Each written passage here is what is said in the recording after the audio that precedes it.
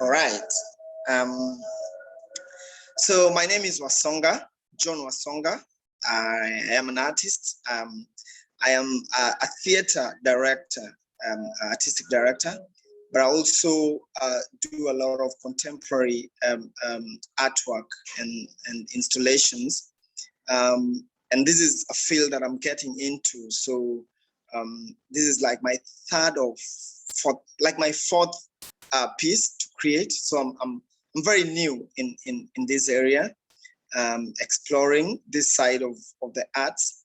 I love to create artwork that disturbs a bit, but also that seeks questions and that engages audiences in discussions and in thought, like, just to provoke thoughts. This, Madness is a creation amongst three artists. So there's me, there's Geranwa. Geranwa is a student. He's an artist, fine artist, but also a student, an architecture student. And so he works mainly on fine art, but with this project, we collaborated together to create Madness. And then we have Caroline Gorobi. Caroline Gorobi is an artistic director, but she's also a very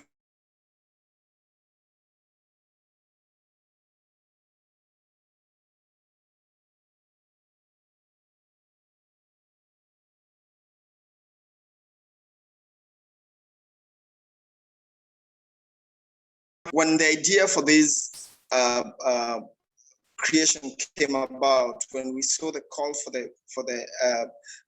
the participation, we had already started an engagement with shoes, and we had already thought a lot about shoes and just what they represent in our day-to-day lives. And there's a song called Uliza Kiatu, which basically translates to "Ask My Shoes." Which, it's a love shoes.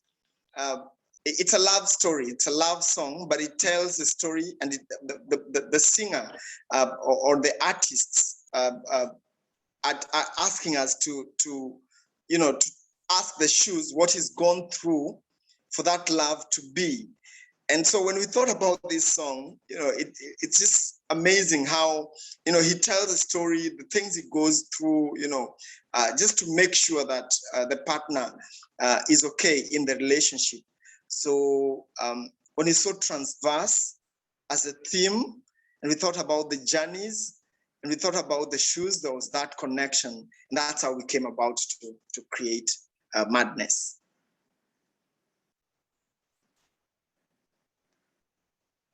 Are we good? Yep, we're good. Yes. So that's how it came about. So one of the things that we had now to do was to find out what do we really want to tell about shoes, what do we want people to get about shoes, and what are we showing. So we came up with with five different themes for the shoes. And of course, these 5 different themes or 5 different shoes are telling different stories. One is telling the future. We call it the Future Bay, and it's just it's just us trying to think about our journeys with shoes, but in the future. So what shoes will mean in the future? Because when we went back and we were thinking, why were people putting on shoes before? Probably for protection. People would walk long distances.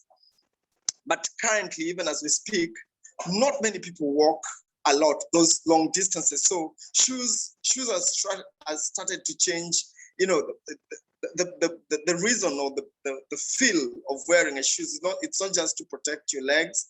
It's become a fashion statement, but it's quickly transforming. So probably in the next, 100, 200 years, shoes might not be what we think it is, or if we have to leave our planet, for example, to go to a different planet, what would we be? If we have shoes, what would they be? Probably they will be shoes you use for flying. If we went to a place where there is no gravity, we won't really need to walk on shoes, but we would need shoes for something else, for beauty, so that is what Future Bay, I was trying to engage audiences to think about.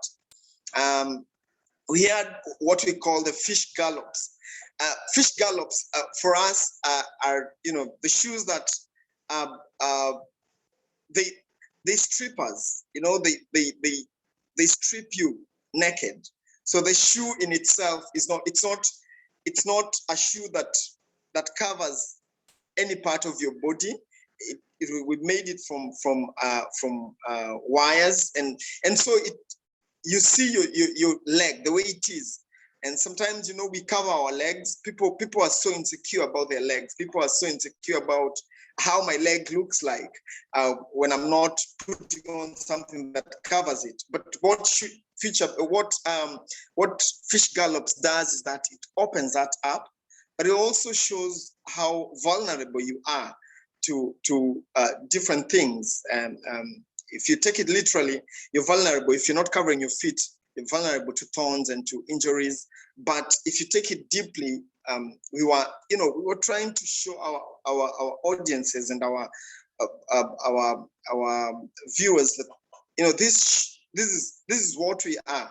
We sometimes we cannot cover ourselves, so sometimes we're very vulnerable to attacks, to people talking about you, body shaming, and all these kind of things that are there, and we're very, very vulnerable to them.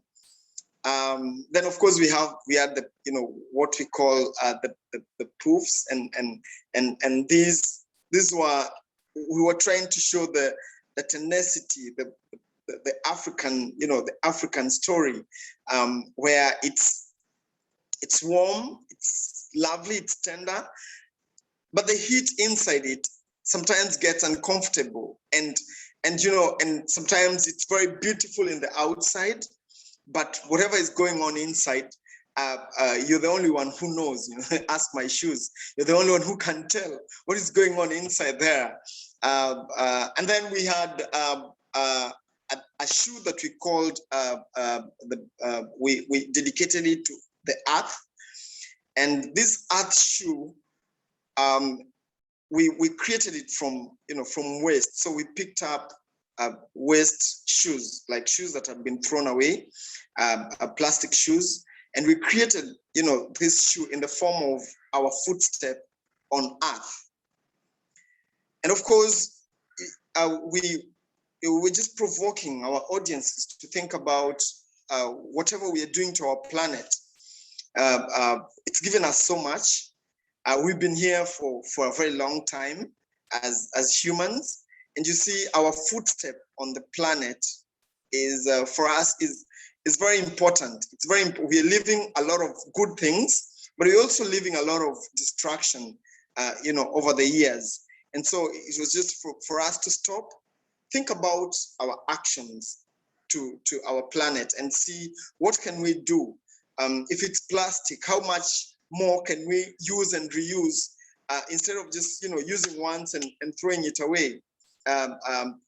Could we conserve whatever our forests, our water bodies? If you look at the shoe, at the artwork, the shoe is stepping on our green land, it's stepping on the ocean, it's stepping on the land. So it's a mark on every aspect of our planet. And of course, the last shoe, which we called a perfect shoe, you're just trying to engage our audiences to see now what is the perfect shoe. If you're told to create your own perfect shoe, what would be the perfect shoe? And these we made out of used newspapers. And for us, it was just to show that sometimes the perfect is not really there, and perfect is sometimes it's not even practical sometimes. because the shoes, they look really cool and really artistic, but you can't walk on them. If it rains, you don't have shoes. If it gets too hot, you don't have shoes. If somebody steps on you, the shape changes, and so you do not have the same shoe. But the best bit about this shoe is that we were creating it for our audiences during the performance. So our audiences would come and they would sit, and then we would create this shoe, which is a perfect, shape of your leg or your feet.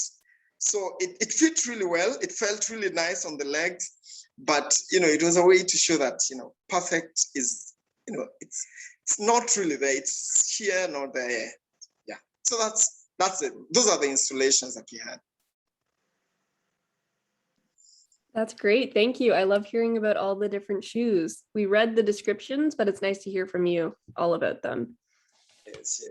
I know you wanted to speak about the song that you used in the video. Would you like to talk about that next? So we're in Mombasa, and in the video we have our friends. So ours is a hub. So where we work in, we are in a hub, in an artistic hub. Jukwa Arts is an artistic hub, and we have different artists coming in, and we have those who sing, rap, those who draw, those who act, those who play instruments. And so this song was, it's a creation of some of the artists who come here. It's called Mombasa, and it's a song that just describes the beauty of Mombasa. And so when we went out and we were thinking, how do we bring in people and the beauty of the town and the architecture and the beautiful girls and the beautiful people and the warm, nice smiles and the beautiful cuisines of the coastal, of our coastal place. So this song literally talks about Mombasa and its beauty, and so it's just an amazing song.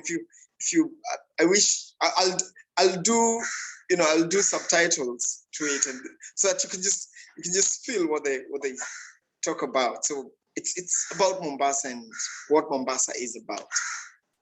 Yeah, yes. I would love to know what the song is saying. We sing along all the time, but we don't know what the words are. So that would be great if we had subtitles. Yeah, so sometimes there's a part of the song which says, it's okay if you do not understand Swahili. It's okay. You're welcome to Mombasa. It tells you about we have what we call mahamri and nazi or tui, which is basically coconut sauce, and it tells you about the nice food that is in Mombasa. One thing about the city is that it is famed for street food, very nice street food. So many people come here and just try out the variety of the sweet, the nice street food that is there, from main meals to snacks, but sold in the streets. Yes. That's great. I have a question about why did you name this artwork Madness? So of course for us it was our attempt at looking at it quite differently, looking at it from, you see, truth is, most of the times you look, even if you stand at a mirror, you will start by looking at your head to the bottom, all right? It's madness to start with your feet going upwards. And so for us, we started, we're talking about shoes, it's shoe stories. And shoe stories, sometimes, it gets really, so for us, it was just, the madness in the idea itself, but also the madness in the creations, that these creations, they're not your typical shoes. They're not your obvious shoes. They're not shoes that you'll get in any outlet. You will not go to a store and get these shoes. These are shoes that are, they're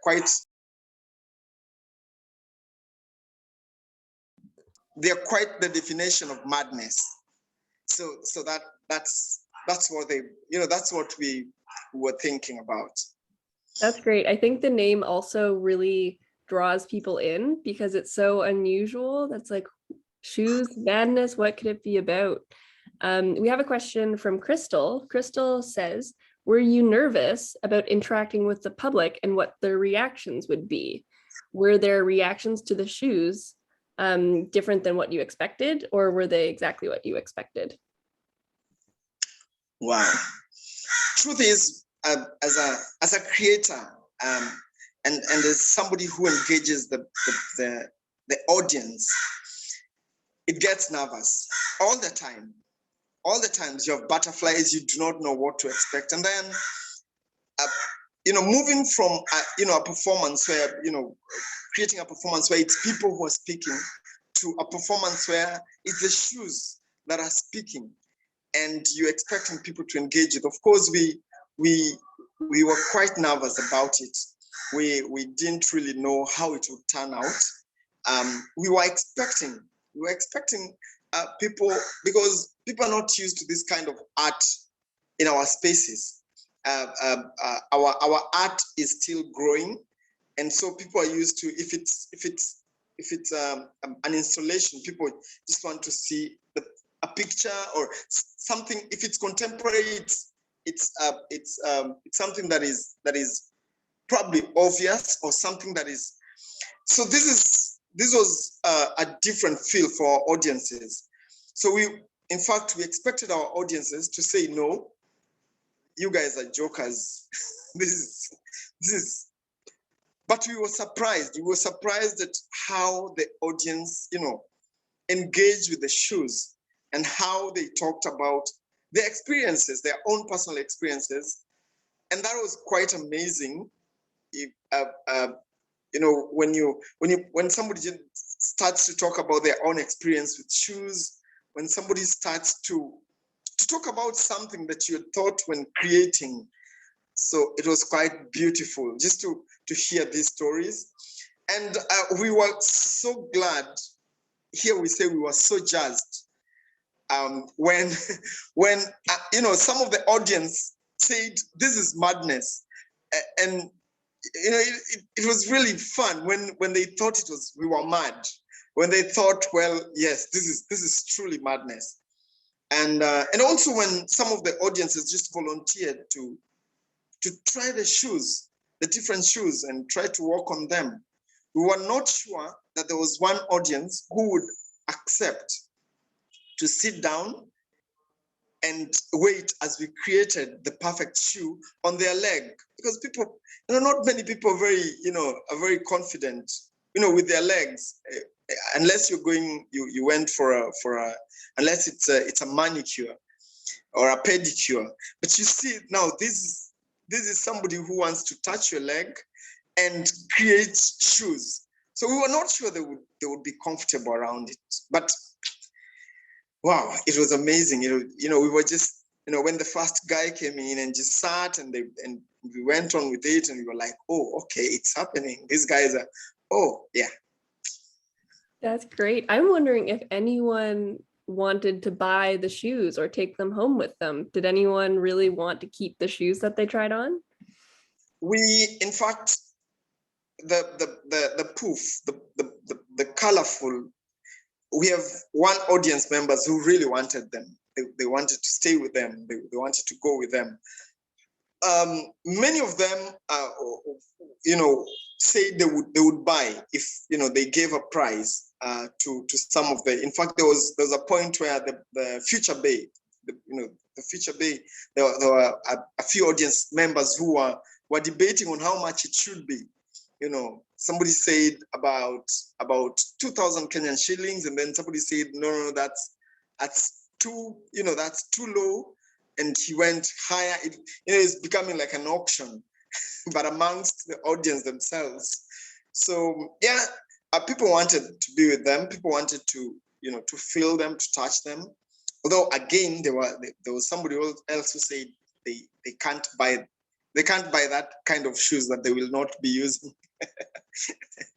Yes. So what happened to the shoes after the performance? Are they in your space? Are they at your home? Where did they go? So we have the shoes here.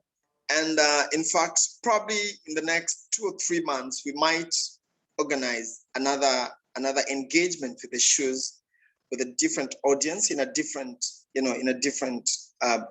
location, just to see, the type of engagement. Our idea is to get, because we had the installation in town, in where it's almost, people who are working, people who are, but now we want to go with it to the what we call mtaa. So mtaa is like, the estates where people live, people stay, do their normal, duties, their laundry, and see what kind of reaction this will elicit with the audience. So we really want to engage more with the shoes before we can say, okay, are we selling them? Do we have them here? Is there anybody who wants, to buy them? It's that kind of a thing. Yes. Well, let us know what you do. I'd love to see more photos of your next performance. And if you are selling the shoes, let me know. We will. There might be people in Canada who want them too. True. We will. I have another question about, Neil says he loves the fluffy shoes. Yes, I think the fluffy shoes and Future Bay. It's hard to say. I'm wondering, can you explain the name Future Bay? I know so they're about the future, but why Bay?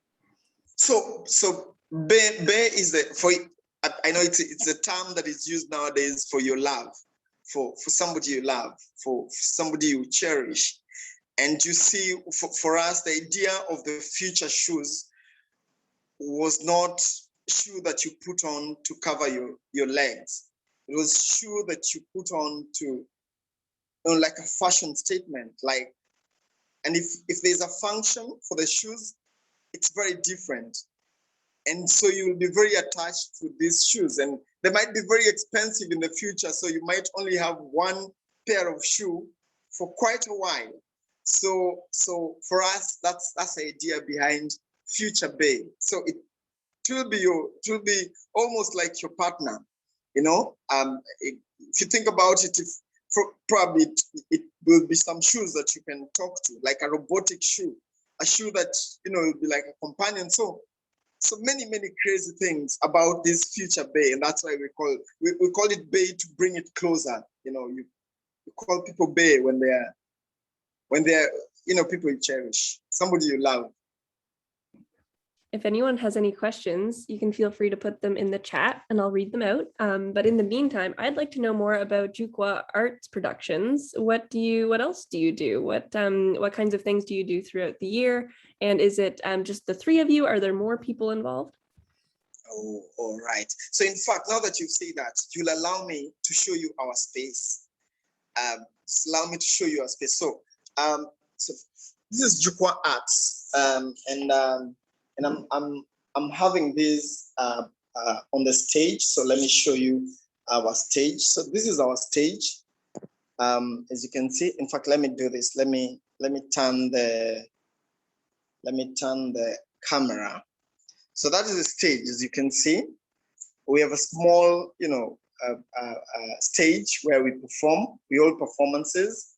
As you can see, the wall is an art piece too. And so we work with different artists. This is one artist, it's called Moha. He's a graffiti artist who did that. We work with fine artists, and this is Geranwa, the guy we partnered with for Madness. So this is one of his artworks, and this artwork, this is quite a nice one because he calls it, yes, he calls it that. Let me not say it so that you don't say it. So he calls it that, and of course you can see why he calls it that. It's the cover of the toilet, which was to be thrown away because it's broken, but then he converted it into and that's the fourth one. So he's had others. Oh, you can see here is where Fisher Bay rests. There they are. Yay. As they await, the next journey. So of course, this is our the space. What you see here, when you come into Jukwa Arts, you will see some of the work that we do. Like we said, we are first a theater company, and we've had a lot of productions. And I think we've always been crazy in terms of the ideas that we come with for our productions, and probably that's why even madness is madness. As you can see, there is salt in the honey. This is Yes, I Don't. This is Drowning Fish. This is The Golden Tongue. This is Beautiful Trouble. Okay. This is Black Milk. All right. We also have shows for kids. This is Lessons from the Wild. This is Wet Water. Wet Water. And this is Lips That Bite. And these are performances. These are theater performances. So we create theater performances. But if I turn around a bit, you can see here, this is an artwork that was created by Caroline Gorobi. And it was a performance art installation where she was dancing as she performed, but also painting at the same time with her body. So this is a body painting that she did. So a lot of things going on. What else? Yeah, so we work with different artists at different times. The three of us are the main at Jukwa. So I'm the artistic director. We have our producer, and then we have let me turn the. Yes, so we have I'm the artistic director. We have the producer, who is Caroline, and then we have our office assistant, but she's also our creative assistant. She's called Shambi, and the three of us are the main guys. But from time to time, because of the different projects we work on, we have artists joining us. So, like currently, we are working on a project that is against ocean plastic pollution and just the conservation of marine life.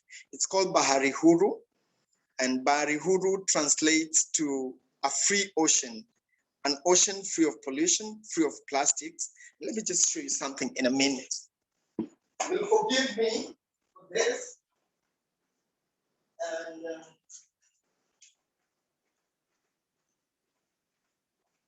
And so this is, sorry again. So this is Barihuru.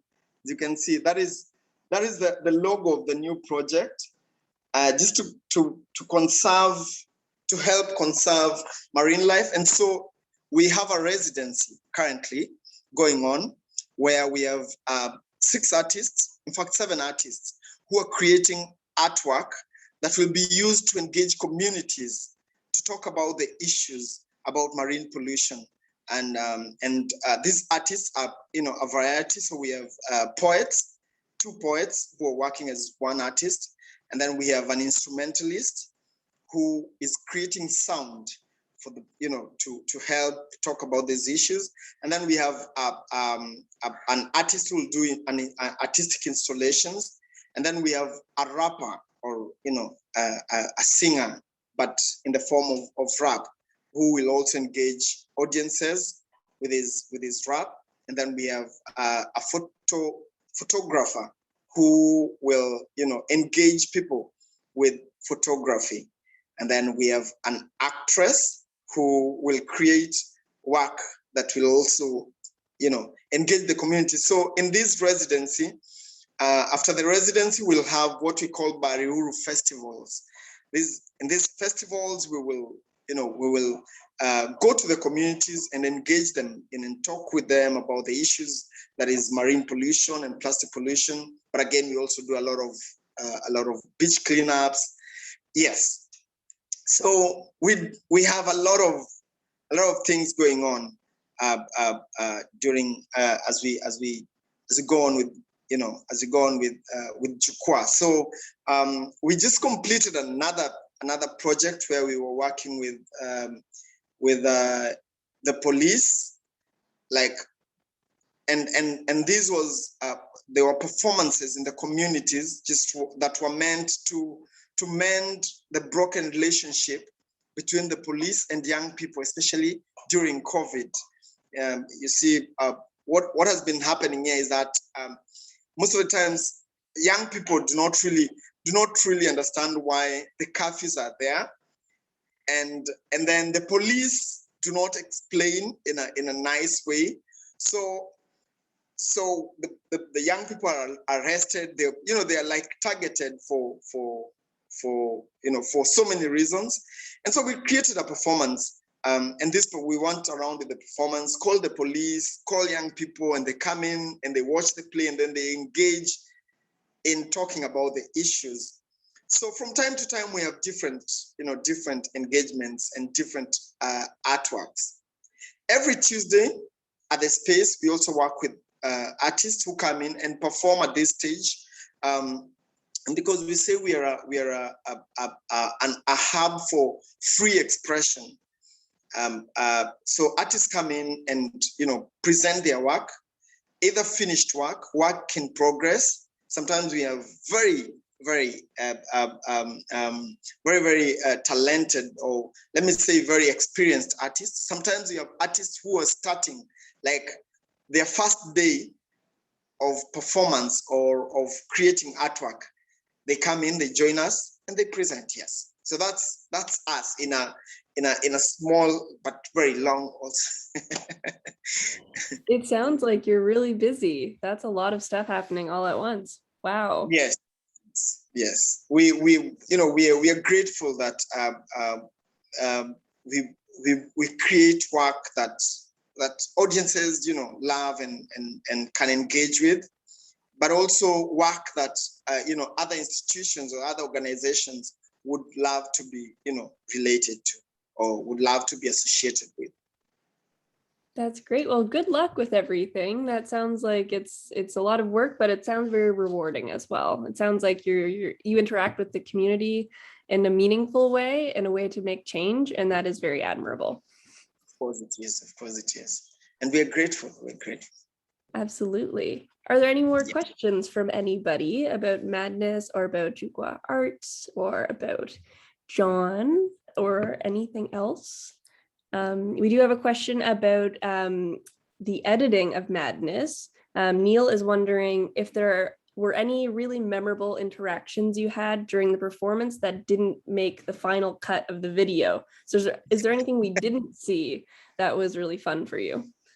Wow, a lot of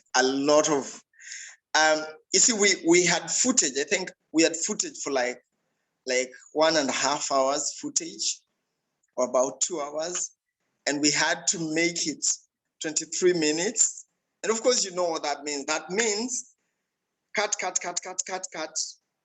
delete, and so we have places where we would have just loved. Like we had a place where we just had the installation, and people were just passing by and just looking at the installation without talking and without saying anything. They just looked at it, and we really wanted it to be part of the installation, because it's a really nice thing when people just pass by. Sometimes they stop without anybody telling them now stop or do this. Just stop and engage and look around. Sometimes confused, sometimes laughing, sometimes smiling, and just walking away. We wanted it to be part of the performance, but wow. And we had another footage where we had it made the cut, but not the whole of it. There's one guy who was explaining about why he loves shoes. And it was a whole story, about how he, when he went to school, he played football, but he was the only one who was barefoot. Everybody else had shoes. And so, according to him, he buys shoes every now and then. Like every opportunity he has to buy shoes, he gets shoes. And so, like he was telling us, he has about 30 plus, 30 plus pairs of shoes. And we asked him, will you still buy shoes? And he says, yes, of course. And so he has an attachment to shoes that he can trace where it came from. And then we just had, and then we had engagements where the sound was not good, or we could not pick the sound. And so we could not put it in the video, but all in all, I think it was really great. That's great. Well, we really enjoyed the video that you shared with us. It was very uplifting and very interesting and so much fun. We love the song. If anyone missed that, John explained what the song was about, and I'm hoping that we can receive a transcript or translation of what the song is saying. That would be wonderful, because it's all about Mombasa and why it's beautiful. Is there where can we find the song? Is it available somewhere that we can listen to? Yes, it's available on YouTube. Wadau East. If you check out Wadau East, the song is called Mombasa. Okay. It's on YouTube, so you can just check it out. And then I'll also send you a link so that you can share it with everybody. Perfect. I know we were having a competition. Whoever could find the song first would win, and none of us have found it yet. So we would love to have a link. Okay. I will. That's I'll great. send you a link. Oh, perfect. Caroline just sent it. Thank you, Caroline. Oh, Caroline just did that. Perfect. Okay. She found it fast. She won the competition. She won the competition. Yeah, well, she knew where to look. So, she had a bit an advantage there. She does, of course, she does. Well, that's great. Well, thank you for joining us today. It was so great to chat with you and learn more about Madness and learn more about Chukwa Arts Productions. It was really wonderful. Neil says thank you so much. I will, I'll share this recording. I'll put it on our YouTube channel, and I'll share it on social media so that as many people as possible can watch Madness and then listen to you explain all about it. So, great. Maybe just one question before you leave. How have people reacted to Madness so far? Yeah, I think so far the reaction has been people have been intrigued by the photos. There are photos in a few windows in St. John. So people, I see them walk by and then kind of like walk backwards to look closer at what they are. I heard someone, they loved the newspaper ones because they thought it was so funny and impractical having newspaper for shoes. And so I think people think it's funny. I know people love the song. We're kind of dancing to it as the video's playing. I think the reaction has been very positive and very very excited and happy would be the reaction. Oh, nice. Thank you so much for that. Yeah, and also Neil said that people are debating which shoe was their favorite. So we've had a lot of conversations about who likes what shoes, and it seems like the fluffy ones are at the top so far. Oh, okay. Yeah. Fluffy wins. I think even here, many people went with the fluffy. I think fluffy, Future Bay,